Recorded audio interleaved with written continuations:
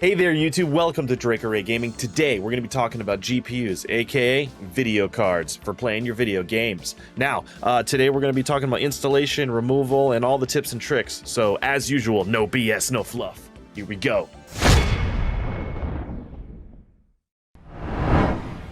Alright, I got another previously recorded video we're going to walk through. This is one card I had sitting around. It is a PCI Express 16X slot card. We'll get into some more details with that. It is a GTX 1660. I pulled it out of my VR rig. It plays my VR games great. So I'm going to show you how to install this on this motherboard. So what we're doing now is an initial inspection. You can see me spinning the fans, checking for dust. If it's new, great. But you also want to check for damage when you pull it out of the package. So we're looking at the radiator fins now, the heatsink fins on the side. And you want to make sure none of them are bent and they're all in good condition. You can see one here is a little bit bent, but they're all in pretty good shape, and the overall card is pretty much clean.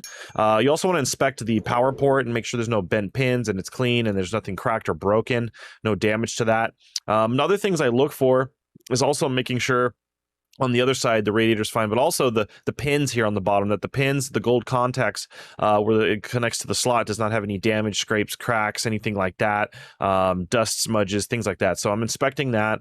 Also, we want to check the back ports, the ventilation ports, as well as the HDMI and display ports, DVI port, USB-C, whatever you have on it. Make sure that the pins are not bent, broken, or the cable did not break them, that they're not loose, etc. So I'm going ahead and I'm going to inspect all those, and those are looking pretty good on the D bracket.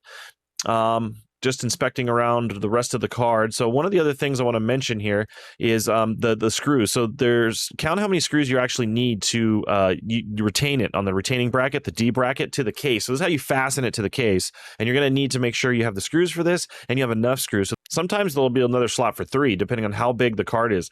Now, some of these cards can get really, really large. What I'm also kind of pointing out here is these right here on the logos always have these little plastic stickers. Make sure you kind of take them off. They can melt depending on the position and the manufacturer where they place them. You can see I've removed that one, but on these two, and I actually saw one I hadn't removed, so I'm going to remove this now in the video, and I remove that plastic covering. So make sure you take those off. There's lots of them on the new graphics cards, especially the EVGA brand ones, which I know they're not manufacturing anymore, but if you do get one, a lot of times they'll have plastic on it. So what we're going to do now is inspect the motherboard and the slots, and we're looking for damage and anything like that. So you're going to want to check to see which is the primary slot in your motherboard manual. Typically, it is the first one. You can see this one says PCIe E2 and E4. So you'll have 1, 2, 3, 4, and 5. These are numbered on the board here, and you can refer to your manual, but make sure you're putting in your primary slot, the most powerful slot, the main slot for the channels that's connected the correct way. And I will point out, they have these locking levers on the PCI Express 16 slots, which are these blue slots. And this locking lever actually broke off on this one because it's easy to do. And I forgot to lift the clip up with my thumb before pulling the card out, which I'll show later in the video. So we're going to go ahead now and line up the card. And what I want to show you is the slit here in the card here. So you got to pay attention to make sure you're installing the graphics card the right way. Don't install it upside down. You will damage the pins and the slot here. Now, this is a very heavy slot that has to hold this graphics card. So make sure everything's lined up and you install it either on its back or with support while inserting it into the slot. The PCI Express 16 slot or X16. So you'll see me here, move the motherboard off to the edge so the D bracket fits, and then making sure the motherboard snaps in and it's nice and firm.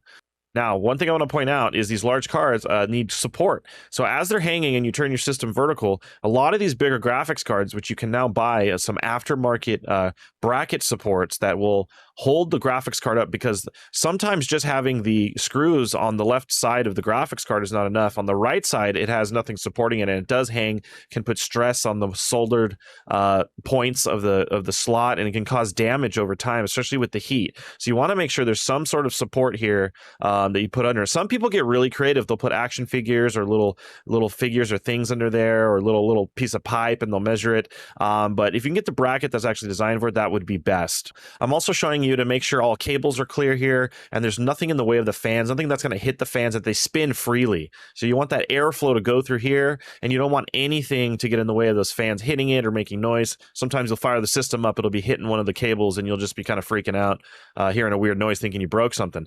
So everything's looking good all the way around.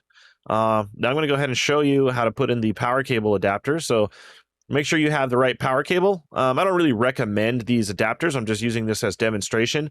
But if you can get a solid rail into each port, that's great. Try not to use the adapters where you're sharing. Sometimes it can be not good. But this is just one where you're plugging in two into one. Sometimes you'll see two that are pulling off the same rail, and that's usually not good. So make sure your cabling, like I'm showing here, is out of the way for the airflow, and everything can flow freely with nothing that will hit it. One more clip I'd like to show you is when you start inserting all your other cards, you want to make sure that, again, with the airflow, so make sure all the cards, the cables, and all the other accessories that you're plugging in are out of the way, and it's a clean setup, and that nothing is blocking the airflow flyer of this card or any of your other cards that you put in to your system. And one last thing, let's go over the release clip for these PCI Express 16 slots. Since I broke this one, I'm going to show you this one so that you don't break yours. What you want to do is go ahead and push up on the release clip.